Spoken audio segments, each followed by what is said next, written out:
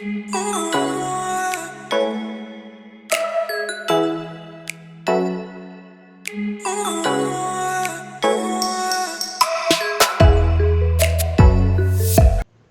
Brasil, a leishmaniose tegumentar é uma doença com diversidades em agentes, de reservatórios e de vetores que apresentam diferentes padrões de transmissão e um conhecimento ainda limitado por alguns aspectos, o que o torna difícil controle. Estudos atuais revelam que a leishmaniose tegumentar surgiu no Amazonas em tempos arqueológicos. Além disso, novas migrações humanas para o sul do estado, gerada pela construção de rodovias, exploração de minério e extração de madeira, teriam colaborado para o surgimento de surtos epidêmicos e expansão nos últimos 20 anos em diversas regiões do país.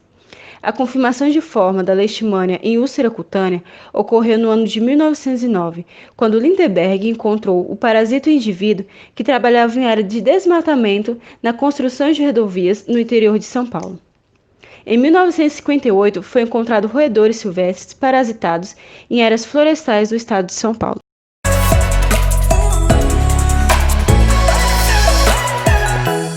Há duas formas de leishmaniose, a tegumentar ou cutânea e a visceral.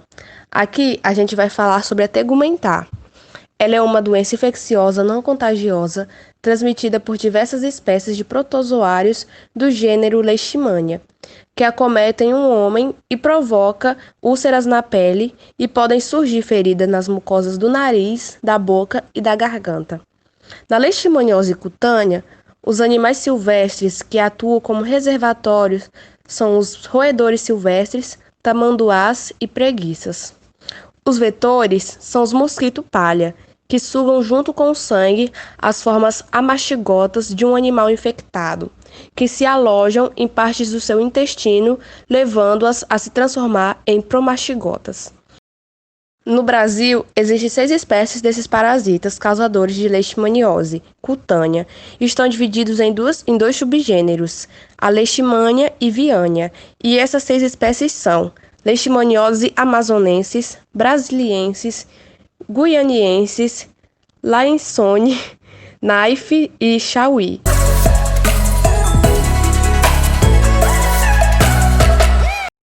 As espécies da leishmania causadoras da leishmaniose são divididas em 2 subgêneros, a leishmania e viânia, e são agrupadas em complexos. O complexo Leishmania brasiliensis é composto por Leishmania brasiliensis, panamensis, guianiensis, peruviana e chauí, que causam a leishmaniose tegumentar nas Américas. A espécie de leishmania, juntamente com o estado imunológico do indivíduo acometido, implica em diferentes manifestações clínicas da doença, que variam de formas localizadas e benignas até lesões mucocutâneas e resistentes.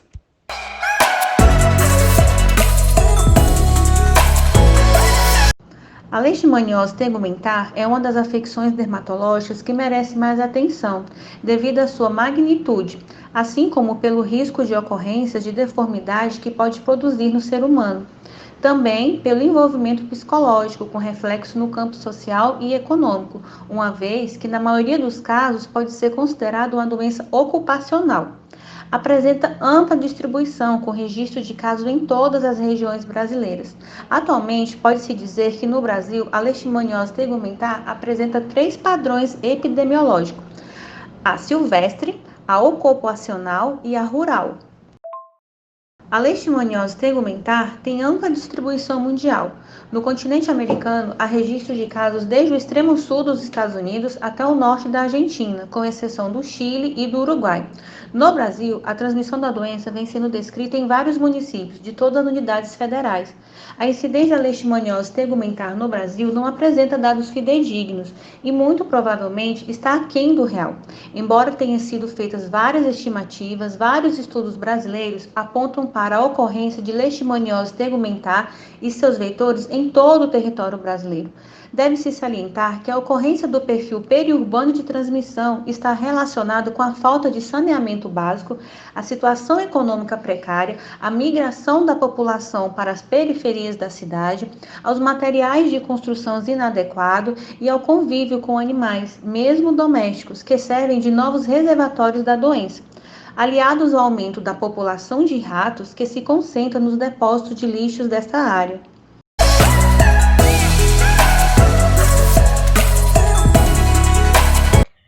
Os sintomas surgem de 2 a 3 semanas após a picada. Costumam ser uma lesão na pele, quase sempre indolor. São pequenas, de bordas avermelhadas, que aumentam de tamanho e demoram a cicatrizar. As feridas também podem aparecer na mucosa do nariz e palato, provocando graves lesões. Em casos mais graves, as lesões podem aparecer em todo o corpo. A pessoa tem febre, calafrios e mal-estar. O diagnóstico é feito avaliando os aspectos clínicos da ferida, através de exames parasitológicos e também por biópsia, onde o material é coletado das bordas da ferida. O tratamento é feito pelo SUS. O medicamento mais utilizado é o antimonial pentavalente. Também é necessário a realização de curativo nas lesões diariamente.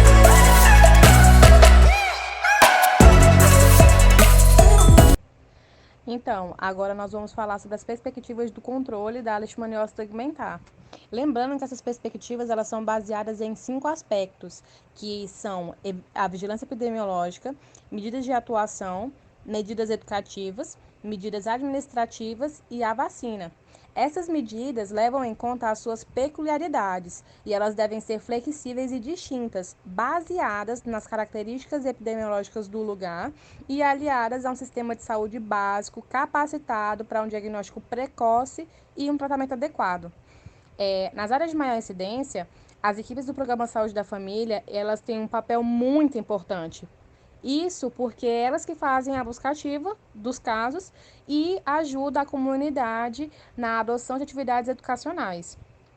Algumas pesquisas relatam que a população urbana que teve uma redução desse contato vetorial foi por causa de algumas medidas, como, por exemplo, a notificação de casos em menores de 10 anos, o uso de inseticidas, o uso de proteção individual como mosquiteiros, telas finas nas janelas e nas portas, repelentes, roupas que protegem e o distanciamento mínimo das casas para a mata de 200 a 300 metros. Outra estratégia que é de grande valia para essa abordagem é o implemento das condições de saneamento básico para evitar o acúmulo de lixo e a melhoria das condições habitacionais. Além de tudo isso que eu já falei, a capacitação do profissional de saúde é muito importante, porque são eles que fazem essa educação em saúde com a comunidade, é eles que vão na busca ativa para o controle de casos, é eles que fazem a maior parte do trabalho. Então, uma capacitação melhor para isso gera muitos resultados. Infelizmente, ainda existem muitas dificuldades para o controle da leishmaniose tegumentar. Uma das principais dificuldades é o despreparo das unidades de saúde para o diagnóstico. Isso é um grande obstáculo para o diagnóstico precoce do doente. Normalmente, a maior parte dos serviços de saúde não está capacitada para realizar a pesquisa de parasitas. E outros métodos, como técnicas sorológicas ou histopatológicas, ou se encontram em fase experimental ou não se encontram no sistema básico de saúde. Seria necessário esforços no sentido de disponibilizar minimamente métodos de diagnóstico tradicional, como, por exemplo, a pesquisa de parasitas pela microscopia em todas as unidades de saúde em áreas de transmissão, e incrementar a atividade de capacitação para o diagnóstico da leishmaniose, e criar um sistema de referência para a realização de exames mais complexos para casos clínicos específicos, como nas lesões crônicas, recidivas ou nas formas de mucosa, que são geralmente um diagnóstico mais difícil.